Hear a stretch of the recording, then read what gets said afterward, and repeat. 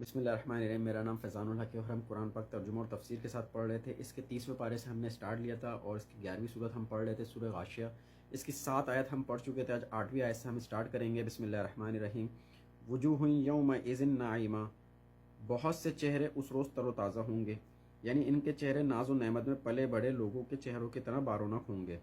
لسعیہا راضیہ، وہ اپنی کوشش کے نتائج پر راضی ہوں گے، یعنی وہ لوگ اپنی دنیاوی زندگی میں آخرت کی دنیا پر ترجیح دیتے رہے تھے اور آخرت کی کامیابی کے لیے مسلسل کوشاں بھی تھے۔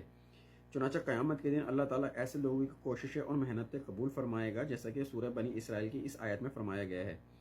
وَمَنْ أَرَادَ الْآخِرَةَ وَسَعَى لَهَا سَعْيَهَا وَهُوَ مُؤْمِنٌ فَأُولَئِكَ كَانَ سَعْيُهُمْ مَشْكُورًا، اور جو کوئی آخرت کا طلبگار ہوگا اور اس کے لیے اس کے شایان شان کوشش کرے اور وہ مومن بھی ہو، تو یہی لوگ ہوں گے جن کی کوشش کی قدر افزائی کی جائے گی۔ فی جنت عالیہ، وہ ہوں گے عالی مقام جنت میں۔ لتسمع فیہا لاغیہ، وہ اس میں کوئی لغو بات نہیں سنیں گے، یعنی وہاں انہیں کوئی ایسی فضول یا غلط بات سنائی نہیں دے گی جس سے انہیں کوفت ہو۔ فیہا عین جاریہ، اس میں ایک چشمہ ہے بہتا ہوا۔ فیہا سرور مرفوعہ، اس میں اونچے اونچے تخت ہیں۔ واکواب موضوعہ، اور جام کرینے سے رکھے ہوئے۔ ونمارق مصفوفہ، اور قالین بچھے ہوئے صف در صف۔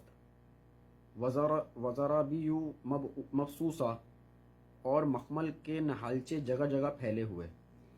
اب اگلی 4 آیت قرآن مجید کی ان آیات میں سے ہے جو بقول علامہ اقبال شعوری مشاہدے پر زور دیتی ہیں کہ چیزوں کو دیکھو، ان پر غور کرو اور اپنی عقل اور منطق کے مطابق ان سے نتائج اخذ کرو۔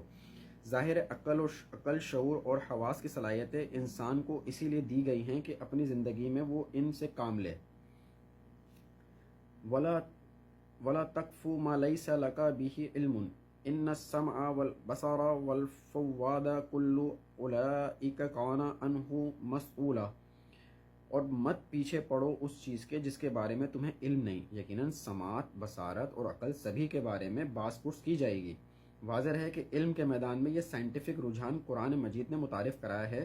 مطلب یہ کہ انسان ہر چیز کو پہلے عقل کی کسوٹی پر پرکھے اور پھر کوئی رائے قائم کرے۔ عقل سے ماورا صرف الحامی علم ہے، اس لیے وحی کی سند کے بغیر انسان کوئی ایسی بات تسلیم نہ کرے جس کے پیچھے کوئی عقلی یا نقلی دلائل نہ ہو۔ قرآن مجید کا عطا کردہ یہی وہ انداز فکر ہے جس نے ہر قسم کی تو ہم پرستی کی جڑ کاٹ کر رکھ دی ہے۔ صدق اللہ العظیم۔